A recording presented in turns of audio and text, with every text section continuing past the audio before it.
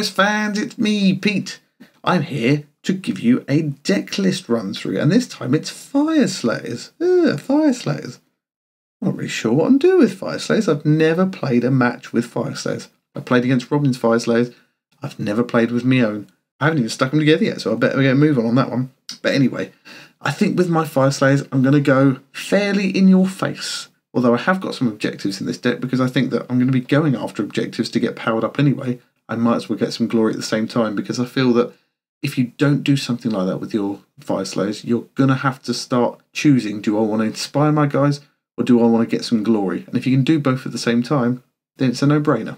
As always, I'm building this list with the idea that I'm coming up against anybody. I know that in this case I'm going to be coming up against Fire Slayers, but I always like to try and keep my decks more balanced because it just seems a bit more realistic that way. I'm sure in the future we'll start to come up with some more specific decks to really mess around with the meta.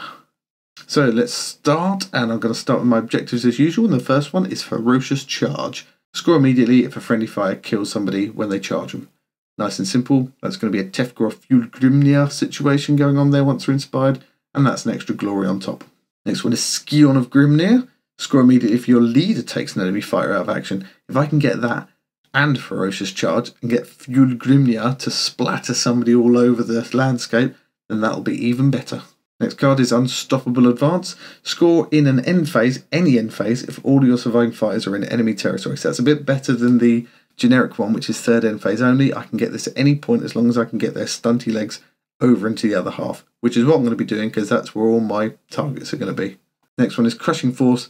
Kill somebody with an attack that deals at least twice as much damage as is required to take them out. Now against Fire Slayers, this might not be quite so easy unless I can wound somebody down first, but this would be a given against anybody like Skaven or Khorne, because these guys do a lot of damage, and Skaven or Spellguard or Khorne, they have low wounds, so they will be ripe for the picking. And then Escalation.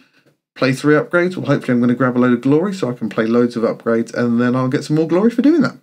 I've then gone for hold objectives 1, 2, 3, 4 and 5. Like I say, if I can get these early on when I want to inspire my guys, I might as well get the glory at the same time as inspiring them. It's a win-win, and then I've got some glory to buy up some of my upgrades. I've also got Supremacy. If I get 3 objectives in my half, then I'm just going to go for them. 3 glory, nice and easy. Hopefully get them in with some hold objectives at the same time. If I can get 3 or 4 glory at the end of the first turn, that's going to be a load of upgrades, a load of inspired dwarves, and it's going to make my life even easier. And the last one is Plant a Standard. Score in an end phase if my leader's holding an objective in enemy territory. If there's an objective nearby and I want to grab it, Fjul Grimnir is pretty solid, I might as well grab it with him, and he's going to be running that way to try and smash someone's skull in anyway, so hopefully I can catch that en route. So those are my objectives.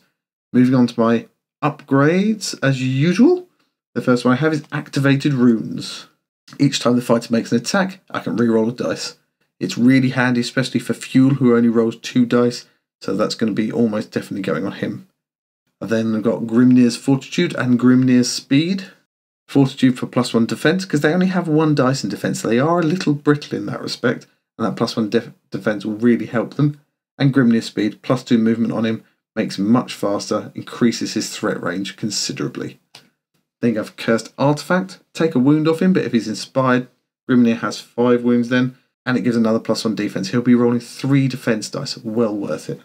I've then also gone for Great Speed, +1 move, always helpful, especially with these stunty little leggies. And Great Strength, +1 damage, again, always useful with the hard hitters.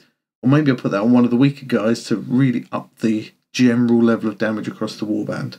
Then gone for Light Armour. It removes crits on defense, yes, but it rolls an extra dice on attack. That'll be great on Fjul, who only rolls 2 dice to start with, makes him roll 3, and he does so much damage, it's just worth increasing his chances to hit. I've then gone for Soul Trap. If I can get that on Fjul, or whoever I've got beefed up to the eyeballs at the time, then that just makes my opponent think twice before they worry about whether they're going to bother wasting any time going for that person, or maybe they direct their efforts somewhere else and ignore what is the real threat. And Vampiric Weapon. I've got a lot of wounds to get taken off, and I'm going to deal a lot of damage. If I can heal some of those wounds back at the same time, everyone's a winner. Well, not my opponent, of course, but I certainly will be, and I'll be happy with that.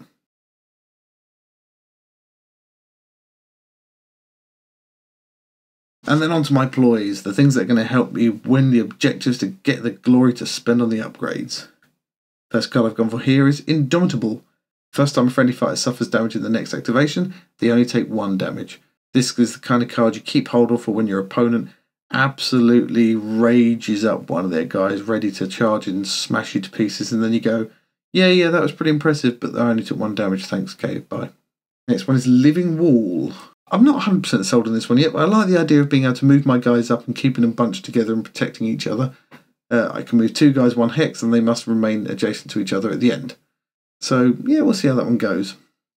I've then gone for Earth Shakes. Is it distraction? Is it sidestep? It's a little bit of both. You can play it on anybody, and it moves somebody a hex. I've then gone for Treasure Lust. I can choose a friendly fighter, and I can push them up to 3 hexes. That's pretty big for them. It's their whole movement if they're inspired. It's more than their movement if they're not inspired.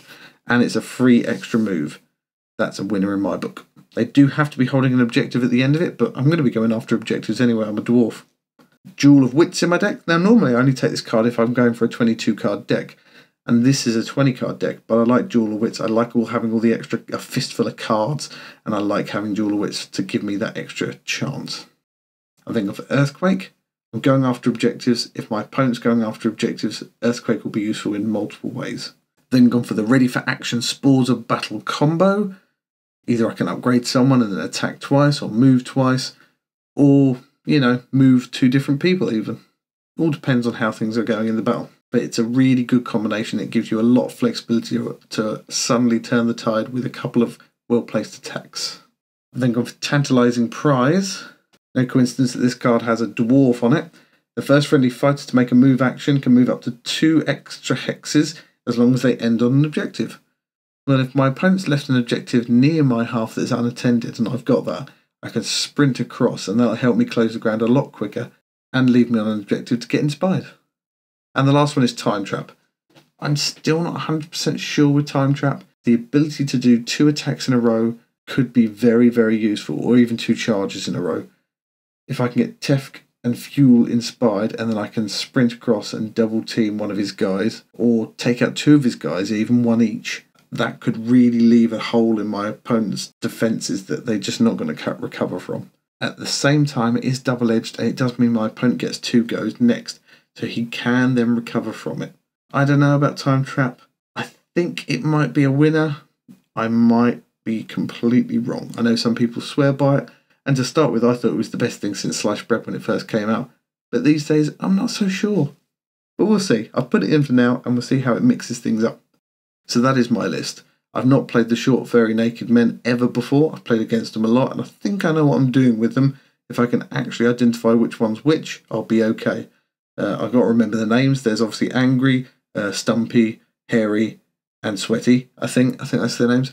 And I've got a pretty good idea of what I want to do with them, which is jump on objectives turn 1 to get inspired, and then from turn 2 onwards, jump on my opponent's faces. Seems pretty simple. Should be fairly easy to get off.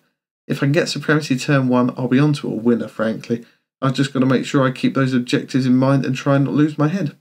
Anyway, let me know what you think I should keep, what you think I should bin, what tactics you would suggest, or any other particular nasty card combinations that you like, such as Ready for Action, Spores of Battle, or anything like that.